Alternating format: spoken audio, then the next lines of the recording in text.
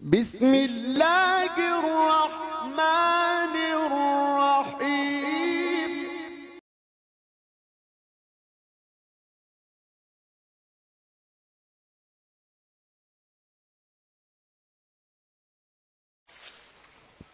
الحمد للہ وکفی وسلام علی عبادہ الذین اصطفی اما بعد اعوذ باللہ من الشیطان الرجیم بسم اللہ الرحمن الرحیم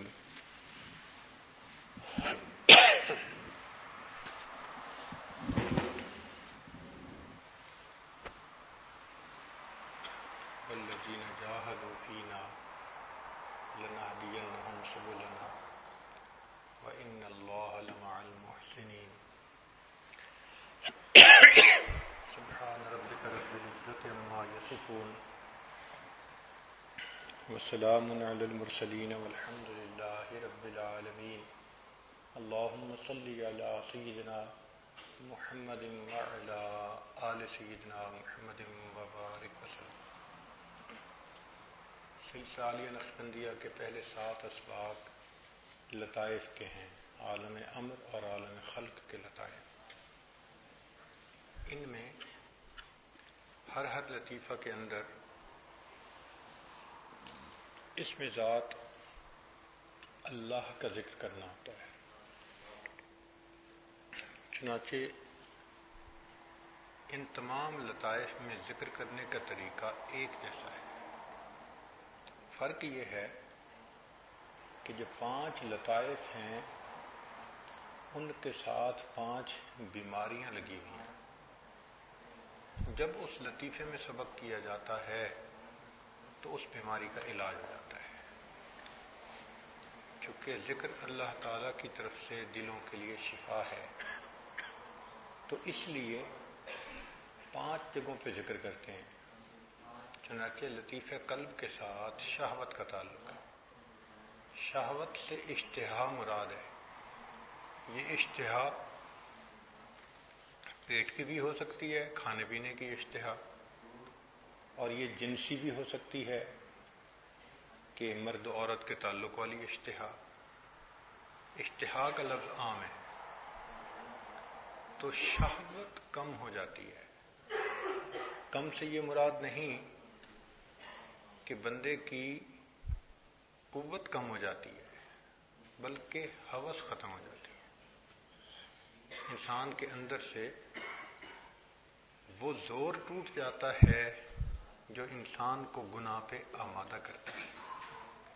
مثال کے طور پہ ایک شادی شدہ آدمی اپنے گھر میں خوشیوں کی زندگی گزار رہا ہے. اب اس بندے کو تو باہر نکل کے بد نظری نہیں کرنی چاہیے. اگر وہ بد نظری کرتا ہے تو اس کا تعلق حرص اور ہوس کے ساتھ ہے، ضرورت کے ساتھ اس کا تعلق نہیں ہے. ضرورت تو اللہ نے گھر میں پوری کر دی. گھر میں نیک، خوبصورت، تقیہ نقیہ، دل لبھانے والی بیوی موجود ہے. تو پھر باہر کیوں نظر اٹھی؟ حرص کی وجہ سے، ہوس کی وجہ سے، شیطانیت کی وجہ سے، شہوت کی کثرت کی وجہ سے. اب یہ جو کثرت ہے اس کو نارمل کرنا یہ اس سبق کا کام ہے. جتنا لطیفہ قلب پہ زیادہ ہم سبق کریں گے تو یہ شہوت ختم ہو جائے گی. بچوں میں کھانے پینے کی شہوت بہت ہوتی ہے. چنانچہ ان کو ایک سے ایک نئی چیز چاہیے کھانے کے لیے. چیز نظر آئے گی شور مچا دیں گے. عورتوں کے اندر کپڑے جوتی کی شہوت بہت ہوتی ہے. ایک جوتا ہے تو دوسرا چاہیے، دوسرا ہے تو تیسرا چاہیے. کپڑے ہیں تو بس روز نئے چاہیے. اور اللہ کی بندیاں دھو کے لٹکاتی بھی نہیں کہ پہننے سے پہلے دیکھے کوئی نہ، تب دیکھیں جب میں پہنوں. اب یہ چیز مردوں میں نہیں ہوتی. تو کھانے پینے کی شہوت بچوں میں زیادہ، کپڑوں کی شہوت عورتوں میں زیادہ، اور جنس کی شہوت یہ مردوں میں زیادہ. چنانچہ جتنی بد نظری مرد کرتے ہیں عورتیں اس کی بد نظری آدھی بھی شاید نہ کرتی. کیونکہ ان کے اندر فطرتاً حیا اللہ نے رکھ دی، تو شادی کے بعد وہ اپنے میاں کے ساتھ خوش ہوتی ہیں، تو ان کی نظر ادھر ادھر نہیں بھٹکتی زیادہ، الا کے اندر فسق و فجور بھرا ہوا ہو، الا کے اندر گند بھرا ہوا ہو، پھر تو نظر بھٹکتی ہے۔ تو یہ مردوں میں زیادہ ہوتی ہے۔ لطیفہ قلب پر سبق کرنے سے یہ تینوں قسم کی شہوت نارمل ہو جاتی ہے۔ چنانچہ طبیعت ایسی بن جاتی ہے کہ انسان جو ملتا ہے کھا لیتا ہے، جو ملتا ہے پہن لیتا ہے، اور جو ضرورت ہوتی ہے وہ اپنے جائز طریقے سے گھر میں پوری کر لیتا ہے۔ اب اس کا یہ مطلب بھی نہیں ہے کہ پھر وہ نئے کپڑے نہیں بناتا۔ ہاں، کپڑے تین طرح سے ہوتے ہیں۔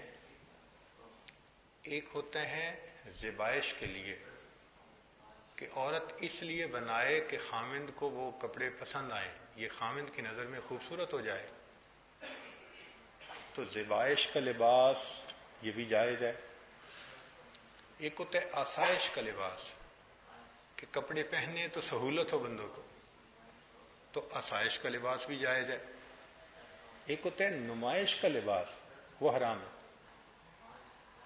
اس لیے کپڑے بنانا کہ لوگ دیکھیں اور تعریف کریں، نہیں، شریعت کہتی ہے کہ نہیں، تم اگر اس نیت سے پہنو گی تو غریب عورتوں کے تو دل دکھیں گے نا، تم کتنوں کے دل دکھاؤ گی اپنا دل خوش کرنے کے لیے؟ تو شریعت کہتی ہے کہ اس کے پیچھے مقصد ہے۔ ہاں، اپنے خامد کے لیے سنورنا ہے تو جتنا مرضی سنورے، روز دلہن بن کے بیٹھے، مگر یہ توفیق بھی تو کسی کسی کو ملتی ہے روز دلہن بن کے بیٹھنا، اور یہ بھی ہے کہ خامد اتنا خوش بھی تو رکھے کہ بیوی روز دلہن بنے بیچاری۔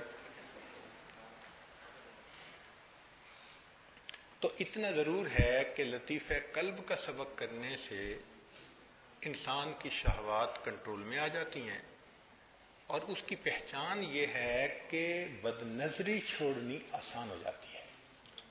اب اگر کوئی سالک خود دیکھنا چاہے نا کہ میں سبق میں کتنی ترقی کر رہا ہوں، تو اثرات کو دیکھے کہ میرے اوپر اس کے کیا اثرات ہیں، میری نگاہ کنٹرول میں ہے یا نہیں۔ اگر اس کا دل غیر محرم کی طرف دیکھنے کو نہیں چاہتا، غیر کی طرف دیکھنے سے ڈر لگتا ہے کہ اللہ ناراض نہ ہو جائے، تو اس کا مطلب ہے کہ پہلے سبق کی کیفیت اس کی اچھی ہو گئی ہے، اثرات واقع ہو گئے ہیں، بیماری ختم ہو گئی ہے۔ دوسرا سبق لطیفہ روح کا ہے، اس کے ساتھ تعلق غصے اور غضب کا ہے۔ اللہ رب العزت نے یہ غصے والی نعمت دی تاکہ بندہ اپنی حفاظت کر سکے، جان کی، مال کی، عزت آبرو کی حفاظت اس کے ذریعے سے ہوتی ہے۔ اگر یہ نہ ہو تو انسان کو تو اپنی عزت کی بھی پرواہ نہ ہو، تو اس کا ہونا بھی ضروری ہے، مگر جائز حدود تک ہو۔ اور اگر طبیعت ایسی ہو کہ ذرا ذرا سی بات پہ غصہ، ہر وقت منہ بنا رہے اور ہر وقت دوسروں پہ غصہ نکالتا رہے، تو پھر یہ بیماری ہو جاتی ہے۔ تو لطیفہ روح کا سبق کرنے سے یہ بیماری بھی کنٹرول میں آ جاتی ہے، اور غصہ انسان کا پہلے کی نسبت کم ہوتا ہے۔ پھر اگر ہوتا ہے تو اللہ کے لیے ہوتا ہے۔ حضرت مولانا یعقوب نانواتوی رحمۃ اللہ علیہ، ایک طالب علم نے کوئی الٹا کام کیا تو اس کی پٹائی کی، تو جب اس کے تھپڑ لگایا تو اس نے کہا اللہ کے لیے نہ ماریں، تو فرمانے لگا میں اللہ کے لیے ہی تو مار رہا ہوں تجھے۔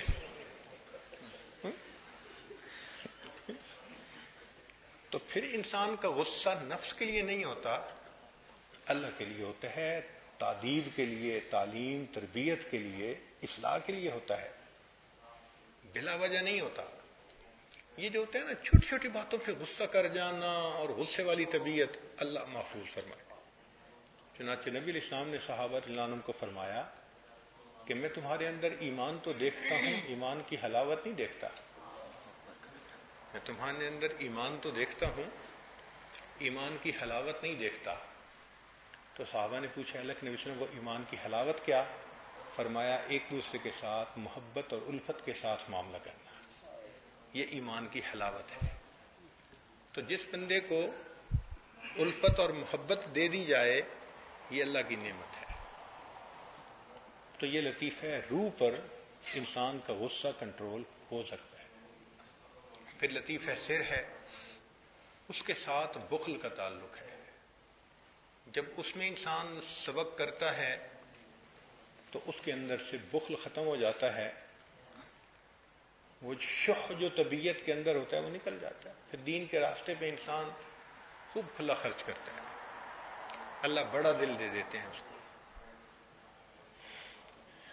پھر انسان کا چوتھا لطیفہ ہے لطیفہ خفی، اس کے ساتھ حسد کا تعلق ہے، حرص، حسد۔ جب انسان اس پر ذکر کرتا ہے تو حسد دل سے نکل جاتا ہے۔ وہ جو ہر وقت دل میں دوسروں کے بارے میں کیفیت رہتی تھی وہ ختم ہو جاتی ہے۔ اور اللہ کی بڑی نعمت ہے یہ کہ انسان کے دل سے حسد ہی ختم ہو جائے۔ اور پانچواں سبق ہے لطیفہ اخفا، اس کے ساتھ عجب اور تکبر کا تعلق ہے۔ یہ جو شو کرنا ہوتا ہے نا طبیعت کے اندر، اس کا تعلق لطیفہ اخفا کے ساتھ ہے۔ تو جب اس پر ذکر کرتا ہے تو طبیعت کے اندر سے یہ ریا، یہ عجب، یہ دکھاوا، یہ نکل جاتا ہے۔ بس انسان اللہ کے لیے کرتا ہے جو کرتا ہے۔ اب تکبر سے نجات مل جائے تو سبحان اللہ کتنی بڑی نعمت ہے۔ تو 5 اسباق کرنے کا فائدہ یہ کہ 5 مہلک روحانی بیماریوں سے نجات ہو جاتی ہے۔ اب بتائیں کہ ہمارے بعض حضرات اس کو نفلی کام سمجھتے ہیں، فلاں بندہ بیٹھا ہوا مراقبہ کر رہا ہے، ہاں جی نفلی کام کر رہا ہے۔ بھائی نفل نہیں ہے، شہوت سے، غصہ سے، حسد سے، کینہ سے، بغض سے، عجب سے نجات پانا یہ تو فرض ہے بندے کے اوپر۔ نبی صاحب نے فرمایا لا يدخل الجنہ من کان فی قلبہ مثقال ذرۃ من کبر، جس کے دل میں ذرہ کے برابر بھی تکبر ہوگا وہ بندہ جنت میں ہرگز داخل نہیں ہو سکتا۔ تو ہمیں جان چھڑانی چاہیے ان سے۔ تو جس طرح بخار ہو جاتا ہے تو سمجھدار آدمی اس کا علاج کرتا ہے، دوائی بھی لیتا ہے، ڈاکٹر کو بھی چیک کرتا ہے، اس کو احساس ہوتا ہے کہ میں بیمار ہوں۔ اسی طرح ان روحانی بیماریوں کا بھی احساس کرنا چاہیے کہ میرے اندر یہ بیماریاں ہیں اور مجھے اس کا علاج کرنا ہے، لہذا زیادہ وقت لگائیں، گھنٹہ مراقبہ، 2 گھنٹے مراقبہ زیادہ سے زیادہ کریں۔ جب سب لطائف کے اندر ذکر جاری ہو جائے گا تو یہ ساری روحانی بیماریوں کا علاج آٹومیٹک ہو جائے گا۔ اگر بالفرض مکمل ختم نہیں ہوئی بیماریاں تو یہ تو یقینی بات ہے نا کہ کم ضرور ہو جاتی ہے۔ اس کی وجہ کیا ہوتی ہے؟ جتنا گڑ اتنا میٹھا۔ تھوڑی محنت کی جاتی ہے تو تھوڑی بیماری ختم ہوتی ہے، زیادہ محنت کر لیتے تو پوری ختم ہو جاتی۔ یہ تو ممکن ہی نہیں نا کہ کوئی بندہ بیت ہو اور ذکر اذکار کرتا ہو اور اس کی طبیعت میں تبدیلی نہ آئے۔ یہ تو قصہ ہی نہیں ہے کہ بیت ہونے کے بعد بدلے نہ۔ ہاں اتنا فرق ضرور ہے، کسی میں تھوڑی تبدیلی آئے گی، کسی میں زیادہ تبدیلی آئے گی۔ اور وہ کیا ہے کہ جس نے جتنی محنت کی اتنا نتیجہ اس کو مل گیا۔ جس کو مراقبہ ہی 5 اور 10 منٹ کا ملتا ہے اثرات بھی اتنے ہوں گے۔ جو باقاعدہ ذکر مراقبہ طریقے سے کرتا ہے تو اس کو اللہ کلی نجات عطا فرما دیتے ہیں۔ مگر جتنے بھی بزرگوں نے اللہ کو پایا انہوں نے انہی لطائف کو کر کے ان مہلکات سے پہلے جان چھڑائی، ان کی جان چھوٹ گئی ان سے، پھر اللہ کے قرب کا مقام ملا ان کو۔ حسد بغض کینہ کے ساتھ رہ کر کسی کو اللہ کا قرب نہیں مل سکتا، ان سے جان چھڑانی پڑے گی۔ تو اس لیے محنت کرنی پڑتی ہے۔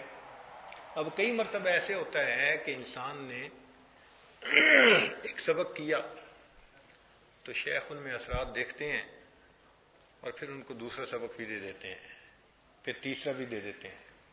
تو 7 اسباق عام طور پہ آسانی کے ساتھ دے دیتے ہیں، چونکہ سب کے اثرات ایک ہی جیسے ہیں، اور جو بھی ذکر کر رہے ہوں باقی سب کو فائدہ ہو رہا ہوتا ہے، پہلا دوسرا تیسرا چوتھا جو بھی کر رہے ہیں، تو لطائف کے اسباق سے سب لطائف کو فائدہ ہو رہا ہوتا ہے۔ یہ ایسا ہی ہے، آپ نے پہلی میں داخلہ لیا، پھر جب دوسری میں چلے گئے، پھر تیسری میں چلے گئے، تو جب تیسری میں جاتے ہیں تو پہلی کی کلاس کی جو کتابیں ہوتی ہیں وہ بالکل سمجھ میں آ جاتی ہیں، حالانکہ پہنچی تو تیسرے میں ہوتے ہیں۔ تو مشائخ بھی اسی طرح بسا اوقات ایک سالک کی استعداد کو دیکھتے ہوئے اس کو ایک سبق کے ساتھ دوسرا بھی دے دیتے ہیں، تیسرا بھی دے دیتے ہیں، تو اگرچہ پہلے کی فنا مکمل نہیں ہوئی ہوتی، اب بالفرض ایک آدمی رہتا ہی دوسرے ملک میں اور سال میں ملاقات ہی ایک دفعہ ہو سکتی ہے یا وہ بھی نہیں ہو سکتی، تو ایسی صورت میں صرف ایک سبق دینا، پھر اگلے سال آنا، پھر دوسرا سبق لینا، وہ تو پھر راستہ طے نہ ہونے والی بات ہو گئی۔ تو اللہ رب العزت نے ان حضرات کو دانائی اور حکمت دی ہوتی ہے، تو وہ دیکھتے ہیں بندے کو، اس کی کیفیات کو، تو اس کو اسباق کئی مرتبہ دے دیتے ہیں۔ تو سالک کو یہ وہم نہیں کرنا چاہیے کہ جی پہلا سبق تو ہوا نہیں، دوسرا دے دیا۔ وہ یہی سمجھے کہ اگرچہ دوسری کلاس کی کتابیں پڑھنے کے لیے کہہ دیا، لیکن اگر میں اچھی طرح پڑھوں گا تو پہلی کی مجھے خود بخود یاد ہو جائیں گی، پہلی کی باتیں خود بخود سمجھ میں آ جائیں گی۔ جو پانچویں میں پہنچ جاتا ہے، اس کی تیسری کی کتابیں پہلے کمزور بھی تھیں تو اب وہ پوری پکی ہو جاتی ہیں۔ تو لطائف کے اسباق سب ایک جیسے، اس پر محنت ڈٹ کے کرنی چاہیے تاکہ بعد میں انسان کو ان کے اوپر خوب انوارات نصیب ہوں۔